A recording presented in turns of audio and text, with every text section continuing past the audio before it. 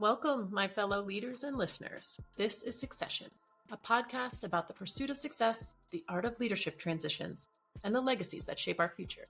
I'm Kori Grillo, and in each episode, we explore what it means to lead with impact, adapt through change, and create a lasting mark on the world of business. Whether you're navigating a career shift or planning your next big move, you're in the right place. Today on Succession, I'm excited to introduce Alex Krenke, CEO of Quest CE, a leading compliance solutions provider for the financial services industry. With over 18 years of experience, Alex has a culture-driven approach to growth and a customer-centered focus. Leading a family-founded business alongside his brother, Alex knows the power of balancing strategic growth with a collaborative culture. Join us as we dive into his insights on leadership, family, business dynamics, and building impactful legacies. Let's jump in.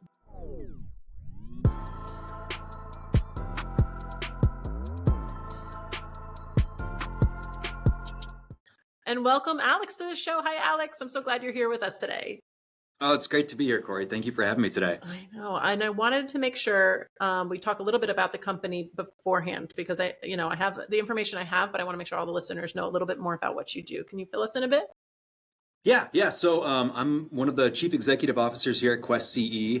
We're primarily a software company based in Milwaukee, Wisconsin. Our target audience is financial services industry, so we primarily focus on broker-dealers, investment advisors, insurance carriers, and kind of our bread and butter in the industry is we offer compliance training, compliance tracking, and questionnaire services. And then there's another portion of the company that also does continuing education. So it's sort of this weird industry within an industry. We kind of operate in that space that's already not very well known, being finance, and we are one layer below it. So to the average person, when they ask what I do and where I work, I usually try to give them companies to kind of point them in the right direction. Like we work with X or we work with Y. Yeah, that makes sense. I mean, is there a hot ticket item that is like more than ever? You're like, we're doing a lot of this lately, or is it quite a vast array? I'd say the big thing right now is the regulation and the rulemaking process is always changing in our industry.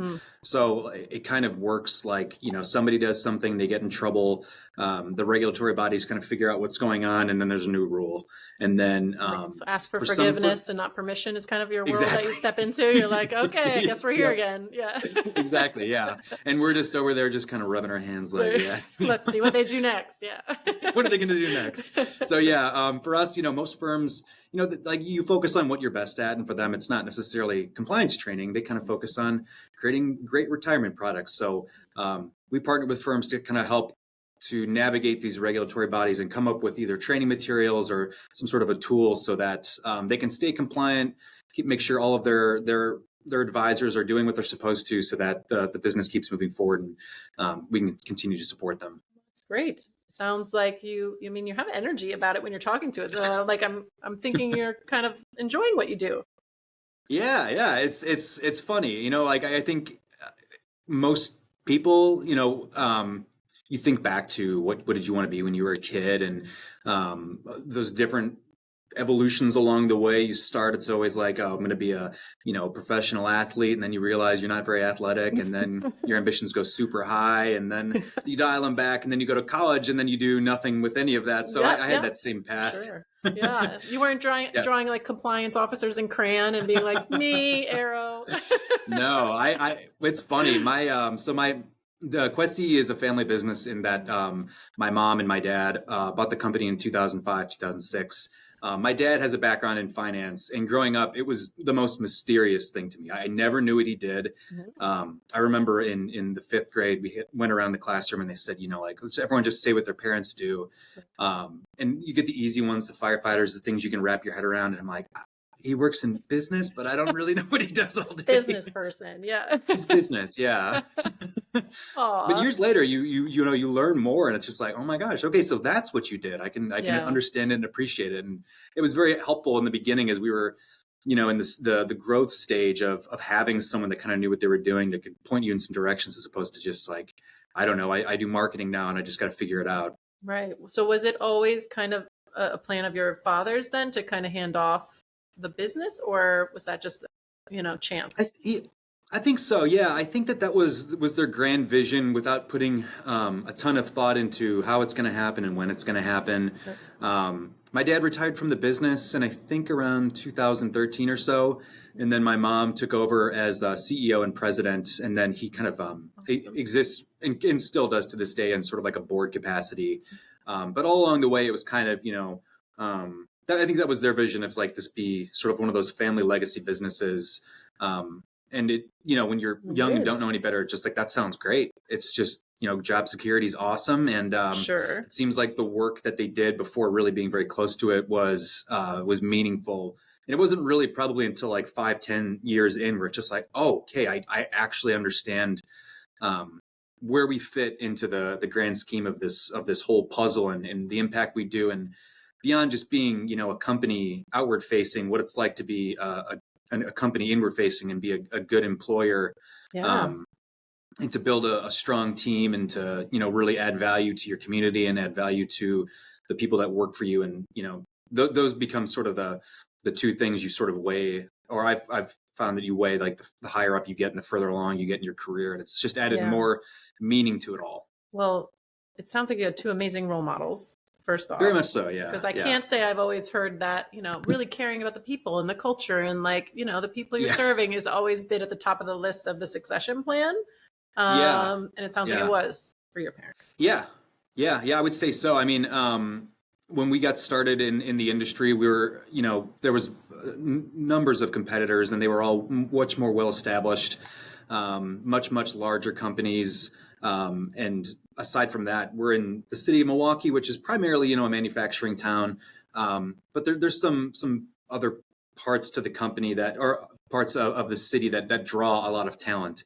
So when we're competing against people like the Northwesterns and the Bairds and the U.S. Banks, the big companies that have all the names on the skyscrapers, it was in the beginning, you really had to figure out, like, you have to work really hard to attract good people, and you have to work really, really hard to keep them engaged. Yes. Because, I think it's foolish to think that that anyone's just going to stay at your company for forever just because they like you. Like, you really, right. you have to earn the time that they're willing to give you.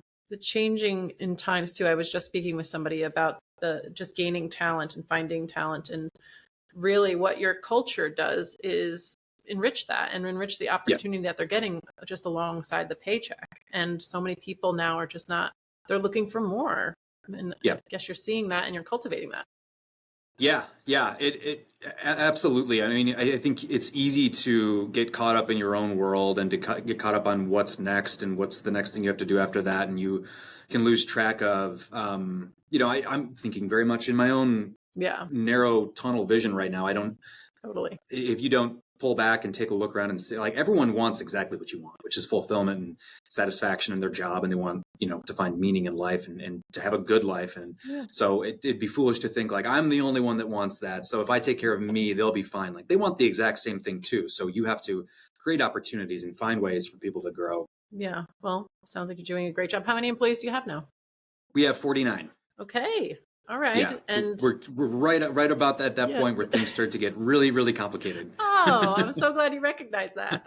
I usually get the call after the fact, like, I'm not sure what we missed here. Like, oh, you mean scaling? Yes, and not micromanaging things. Sure. Right. Yeah. Right. Yeah.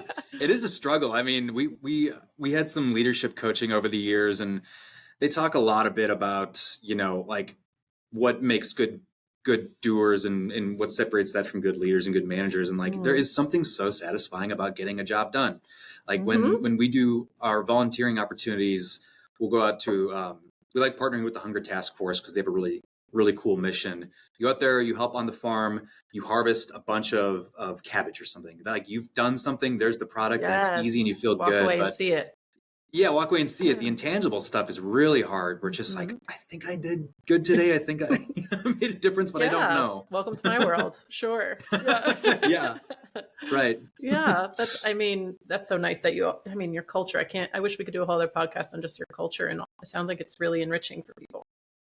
Yeah. Yeah. It's been really a central part of just what we think of what it means to be a Quest employee and kind of the standard that we have. And it all, it's funny because it just manifests itself in every single facet of the organization, down from, when we hire somebody, the expectation from the other employees is that they're as good as as they are, and they have the same standards and expectations as everyone else, so that, they're all invested. Exactly. Yeah. Yeah. The philosophy of the high tides raise all ships. And, we have able to continue to move forward and have a team that believes in what we're doing. Yeah. I think when we're talking about succession, and what's coming up for me when I'm talking to you is I get a really strong, like, healthy family, like, connection through this process. Not that there weren't bumps, not that you all like got along like, oh yay, it's a perfect world. Yeah. But, I think it's really nice to hear somebody coming from a place of just a family owned business, because I feel like it means different things when we talk about succession. People don't imagine a family owned business at the root of that. They imagine just acquisitions from very wealthy people doing very wealthy things and then just handing it off to random offspring. Like, Yeah. But this sounds much more meaningful. What was your first role at the company? My first role, so in kind of an unofficial capacity, when I was going to college, I went to school about an hour away from where the office was located and where home was. So in the summers when I was at home, I would work doing data processing, data entry. And it was kind of at that time where, like, you didn't know what you were doing. You were just doing what you were told. And it was fulfilling in knowing you're making a difference. And, in for my parents, when they're trying to find people to do these things that, like, it's not glamorous work, but somebody has to do it to be able to do those things and keep the ship moving forward was it was fulfilling in its own way. And then after I graduated from college, the company was really small still, I think like around 12 employees or so. And my dad was kind of doing a CEO thing, sales thing, and marketing thing. He was wearing too many hats. So I stepped in as the, I believe, marketing coordinator for the marketing department of one at that time. Yeah. And that was sort of my introduction to not only the industry, but to business and to Quest and all that stuff, was figure out how to get the name out in front of people so that when we're calling them, they're not like, who? Yeah. So you had to absorb a lot of different kind of approaches to the business and learn a lot of different pathways forward, which I'm sure equipped you very well for the role you're in now. Yes. Yeah. Yeah. It's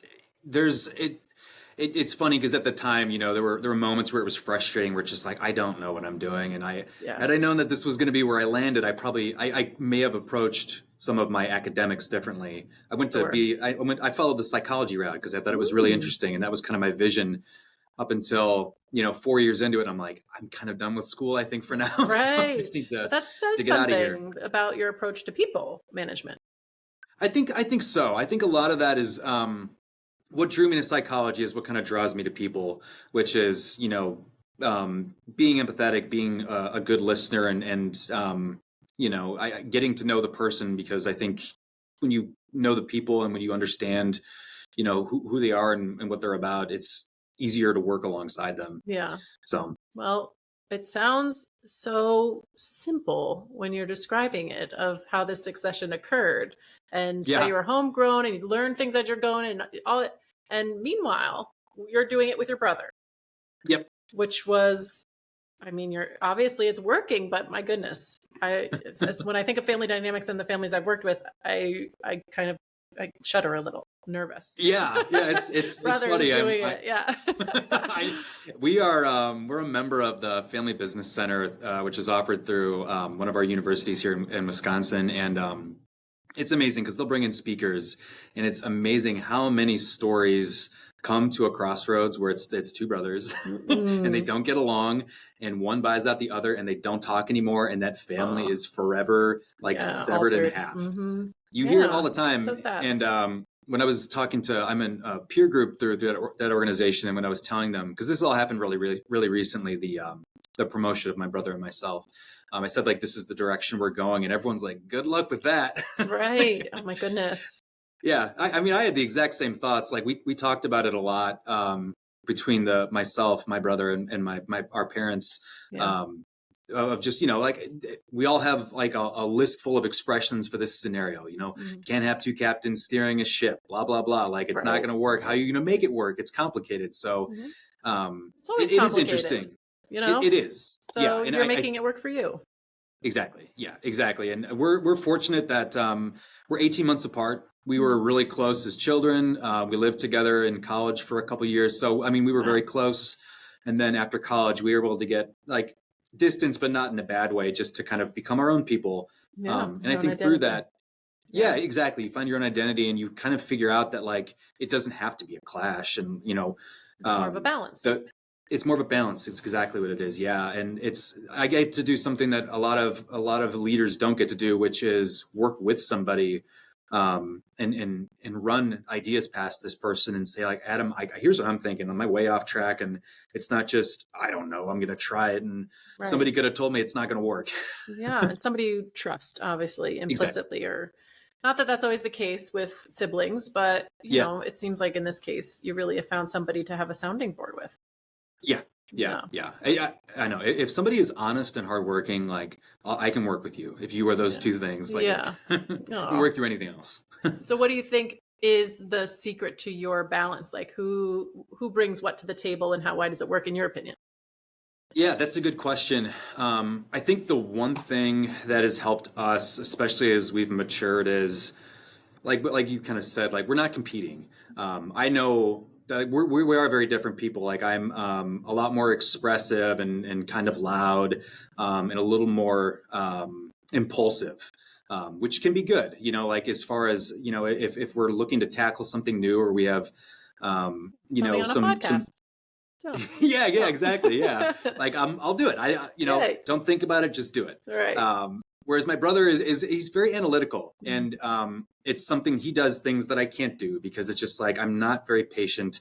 I'm not I'm naturally not very organized. Like those just aren't my strengths, and Sure. like I can come up with ideas, but executing them, I kind of fizzle out after a while. It's just like Alex, keep going, and I'm just like but I want to move on to the next thing. Yeah. So you're more So it is a great inspiration and balance. he's more endurance. Yeah, absolutely. Yeah, Yeah. yeah, and yeah, it's been a huge gift to really I think all of the employees too, because I think like our parents have kind of similar traits where my dad, I have a lot of what is in me is in my dad, and the same for my brother and our mom. That's nice. And yeah, we got to see kind of both sides run the business, and it's one was really important at one time and one was really important at a different time, and having this balance now I think is really preparing us for this next generation for the company. Wow. Okay. And so when was it officially, and what are your titles exactly for you and your brother? Yeah, we're both chief executive officer, Okay. All right. and it happened in February. Wow. Okay. Yeah, So getting your yeah. feet planted. How's it feeling? Yeah, it's kind of one of those it's surreal, and it's sometimes hard to wrap your brain around until you're hit with adversity, and then it's just like, oh yeah, like there's no one else. Right. You got to Like make the we have to call. figure this Yeah. out. Yeah, Yeah. like this Right. is Right. everyone's looking to you. Like you got to solve this one. Right. So it's been awesome. It's been scary. I think there's we're trying to slow down so that we do everything right, and when it's hard when you get the reins and you just want to, okay, like I want to put my fingerprints on this thing, like Yeah. for real, as opposed to kind of working in a supporting role, because you don't want to screw it up, Yeah. and you don't want to just change things too much, because even if change is good, people hate change.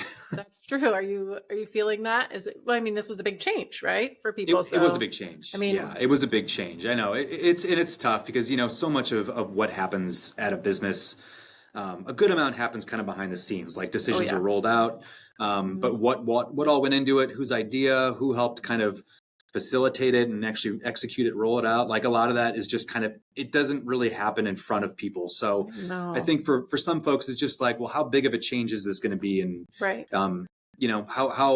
how much did Adam and Alex really have their fingers in prior to all this? So it's just, is this going to be the quest I signed on to work for? Is it going to be different? And Yeah. I think what we're trying to really show people is like Quest is really all of us, and Yeah. it's this is like a very successful company and not on accident, and we think we were a part of that success, and we don't have a plan B. So this is really like it's really important to us, and we want to just take what's here and improve upon it is our goal. What was the lead up like for you? I know, like you said, you're absolutely so right. When people don't think about when they're planning for succession or transition in their company, when they're first in that place, even though you kind of know what's going on, that's so much you have to be forward facing for your employees, but you can't share information, and you start feeling a really kind of big divide. And it gets in your head a little bit like, It's oh God, awful. are they seeing it? Can they see right through me? Am I being fake? Like I all these know. things. Well, I mean, if you Yeah. care, like Yeah. usually good people have a hard time with that moment. Oh yeah. It is crazy because I think like again, like going back to the FBC, you get to hear a lot of stories of how this goes and what works well and what doesn't, and everyone kind of says the same thing, that like none of them happen the exact same way. They all happen a little bit differently depending on what you need and in the time that you're planning to do these things. So I mean, our process kind of happened on and off for probably the last 5 years or Oh so. wow. But Okay. we like things changed quite a bit over those 5 years in terms of here's what we're gonna do. Like there was talks about, who's it gonna be and when is it gonna be and how's it gonna look, and how much involvement, like is it gonna be a clean break? Are we gonna kind of Yeah. do Slowly. baby yep, slowly. And I think we probably really put our heads down in the last year and said like, here's, I think for our mom Linda, she's just like, here's my date, Mm-hmm. and we're going to work backwards from there. And that was the best thing for us, Amazing. because you will keep ideating and coming up with new ideas and new problems and new reasons Yep. not to do it until you have to have a date, number one. Okay. Well, I love her leadership. And a reason. Yeah, her leadership's like, okay, this is happening. Wrap your brain around it. Now let's put the Yeah. pieces together. Yeah. I like Yeah. it. Decision made. Okay, now let's build a plan. Yeah. Yeah. You almost have to, you got to put your foot in your mouth, and then you can start moving forward. Yeah. It's commit. Then you can't go back. You got to commit, you got to commit to it. Yep. So, and you all came together to put those pieces together, which here you are. Yep. Okay. Yeah, we're doing it. Nice. It's such an exciting time. Is there anything right now that you think is valuable? Like if somebody's going through this similar circumstance or something, or planning on even thinking about doing it, that you would have wanted to know that you didn't know? Yeah, that's a good question. I think I think to anyone that's kind of beginning to have those thoughts in their head, I would say the big thing, one of the things that helped us the most was don't try to do it by yourself. Like we're a very DIY kind of punk rock company in that like we just like to do it ourselves. We like to figure it out, and that's how we do everything. And this was one of those that it's just like we've never done this before. This is Adam and I are the second generation. My parents they weren't born into this company, so like there's no history to go back on and say, well, this is how you do it and this is what works. We had to figure out, from other people and getting hooked up with really, really smart contacts that do this all the time, to help walk us through this thing. Because otherwise, what will happen is it'll get complicated, it'll get messy, and it'll get frustrating to the point where you just say, you know what, like this is starting to hurt the family dynamic. This isn't worth it. We're just gonna like walk away. Or exactly, someone else will hire somebody else and they'll figure it out. And like that's when you don't want to do the hard work, and you take kind of quote the easy way out, is when I think you have a chance of ruining the company. Yeah, it's important to ask for help, and the humility that comes with saying like, this is unknown territory. This is new terrain. Yeah. Why not bring in people that can actually help manage through it? And it seems like that wisdom was something you all comfortable with. Yeah. I mean, not in the beginning. I am very much like a big fan of don't admit you don't know what you're doing, and just no ego, no ego. Just try it, make mistakes, and figure out how to explain what you did later. And it's terrible like sloppy business practices, and I'm getting better at it. But it was very against like what I would do, which is just like we'll just figure it out. Yeah. But no, I think it was smart to work with really skilled vendors that do this type of thing to get hooked up with an organization that's specifically built around this. And we just had to be really honest with each other and vulnerable and say, I'm comfortable with this. I don't know anything about this before I can say, yes, I can do this. I need help here. And for our leaders, for our parents to say like, well, that's a deal breaker. It was no, like, okay, let's work on that. And let's get you up to a point where you're comfortable and ready. Yeah. Have you ever given thought? I mean, it seems ridiculous to even ask, but of your own succession plan? Somewhat. So I have just one child right now, a daughter, and she's 2.5. No. So she's not She's ready super to move interested in in? what dad. No, Yeah, two she's and a ready. half. She Yeah. might be like, sign me up. They're pretty She, intense I right think around she then. like, yeah. She likes the snacks at the office, but I think that's like as much as she likes. But it's interesting. I'd say, um, in the very early days of Quest, I was like, this will be great, family legacy, let's go forever and ever. Right. And then, there's a period where you're actually doing it. And you're seeing kind of the strain it puts on the relationship you have with your family and Mhm. with your parents and with your brother. And it's the best gift you can give yourself, and it's also the worst because I would never ever spend as much time as I do with my family unless Right. I was working with them, Yeah. 40, 50, That's a good 60 point. hours a week. It's insane. Yeah. But that's it. There's also the downside of like, that's what you talk about. That's your dinner, Right. and that's great. But it's also sometimes you don't want to talk about work. Right. Um, Yeah. so I've thought about that with my own, family. And I know Adam said the same thought. And just like, we, I think we've decided to just like wait before we making a decision one way or the other. Because right now, I think it's still so close, Of and it was course. still complicated enough that we're like, I don't know if I want to do that. Right. Right. And your Um, kids might not want to do it. Right. I hope Yeah. for now, Yeah. for now, and that'll probably change down the line. I'm sure like there's something to be said about pride in seeing your children, Yeah, follow in your know, footsteps in some way. yeah, Sure. yeah, Yeah. yeah. Right now, I've seen the model that other companies have where it's like mandatory that they work somewhere else for a period of time. And I've talked to some people that have done that, and it seems to have done them wonders. So that's kind of where I'm Something. starting to lean back towards, is like, I might be open to it, but I don't want this to be a given Right. The only or experience. a sentence. Yeah, it's not Yeah. like you have to do it. Right. And I don't want you to feel like, yeah, it's yours. Right. That's a good approach. I think one of the things people forget is that, especially when you're tied in, you're kind of such an early age, you started working there and you have this kind of worldview with that built into it.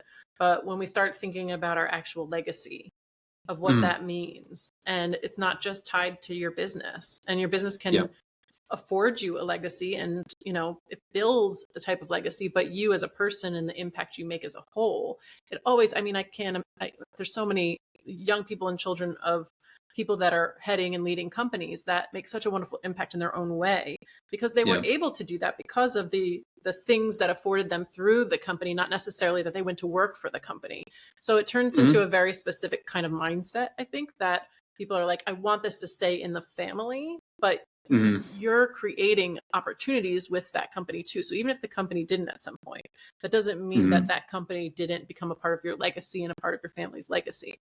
And I Yeah. think it's just hard parting ways, and something you Yeah. put all of that work into, no matter where you are, if it's your company or somebody else's company or whatever. Yeah. It's just hard to move on.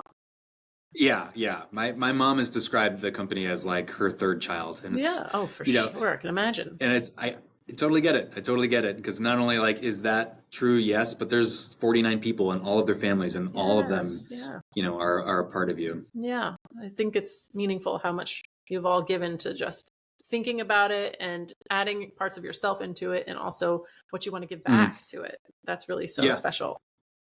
Yeah, yeah, it's funny. I mean, I think like when you're young and you feel like you have to prove yourself, you keep so much of who you are kind of hidden from the rest of the company and from the corporate world, and it's just like, well, they won't, respect me or like me if I'm just kind of like my true self. I have to be professional and perfect, and it's just not true. Like, A, it's uncomfortable, and B, people see right through it. So, they would much rather work for a person and someone they like, and someone, and then all of the other good stuff comes with it. But yeah, like I think being real and being authentic is one of the best things you can be, as like the leader or someone higher up in an organization. Yes. I love that you said that. And I wish we had more people talking about authentic Yeah. leadership at the top that can come from kindness and empathy and insecurity Yeah. and, Yeah. things that were and vulnerability, right? Because Yeah. honestly, that's what I see from my experience as the best leaders and the most impactful leaders that have not only success in their professional lives, but their personal lives and their family lives Yeah. have that kind of perspective. And it's really Yeah. nice to see. Yeah. Yeah. I agree. It has to be kind of from, yeah, top to bottom. Yeah. Well, then what's next for you? What's next for the company? What are we looking forward to? Yeah. Well, I would say, it's funny. Like we kind of get that question too Mm. from some of our managers who have been here for a while. It's like, what's so like, what's going What's to be the cooking? next, Yeah. Yeah, what's cooking? I think for us, we're looking at, we play in a very specific industry, being the broker dealer market, and we've been working there for the last, 18, 20 some years.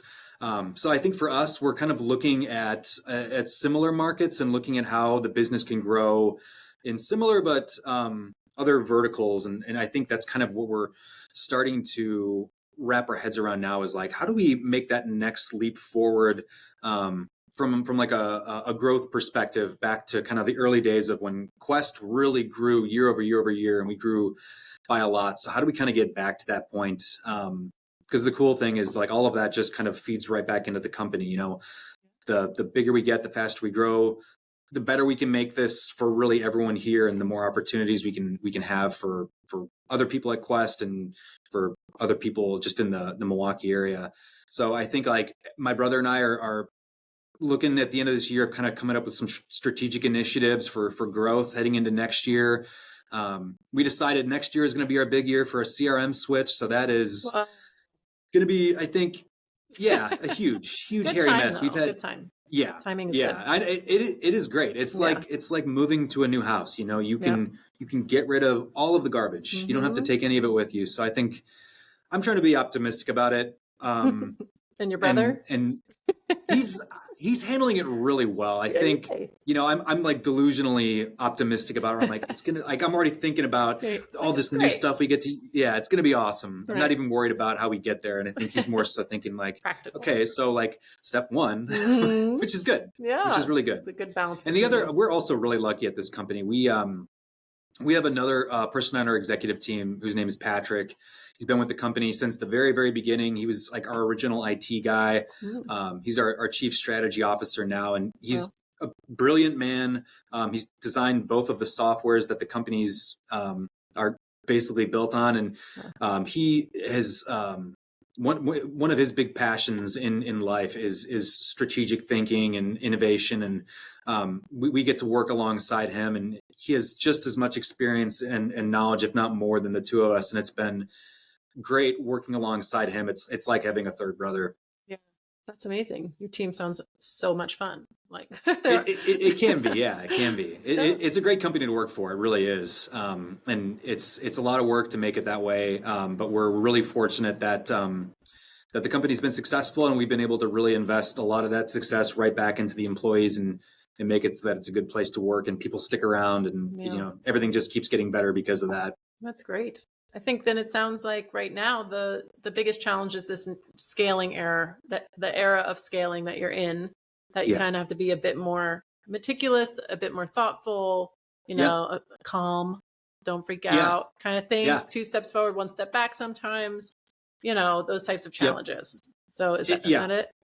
Yeah, That's I would agree. Yeah, that's 100% it, is like continue to grow, but don't do so in a way that's irresponsible, and could don't make a mistake so big that it could really put a hole in the ship. Well, I don't see any of you making too many leaps. You have a lot of support. You have a lot Yeah, of people there that you we can, do. throw some Yep. ideas around and make sure, people are going to call you out. Sounds like it's an open dialogue, so that's good. Very much so. Yeah. Yeah, yeah. Our strategic process in the past, and that's something we're looking to kind of carry forward, is we kind of do like an open brainstorm with all of the leadership here at the company, and we sort Nice. of do a pseudo Shark Tank where like you bring your good ideas.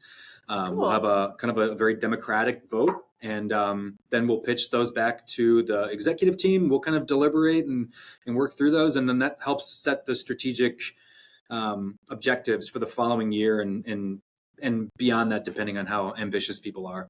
Okay. Well, the one little bit of advice about that I have Yeah. is don't do it unless you can implement it. Because if people are Yes. and you're going to be getting bigger.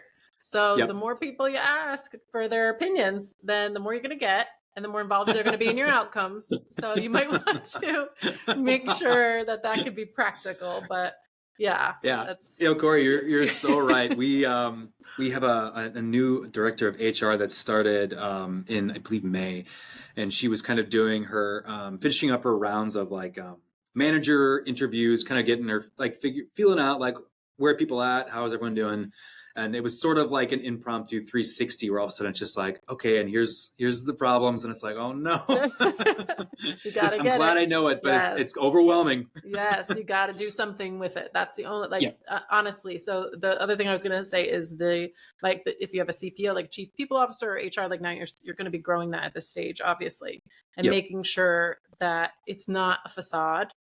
Yeah. And it's something because it's so linked with the culture and people don't realize that they kind of go really fast and then they build. And then when people start getting input, when they finally stop and say, hey, let's hear what everybody has to say, then it's like a tidal wave. And they're like, I can't, what am I going to do with this? And then they just shut down and they're like, we got to go over here. And then that's when you have the divide, right? Of the culture Absolutely. and the leadership. And it's not making They're not sense. listening. Right. Yeah. Right.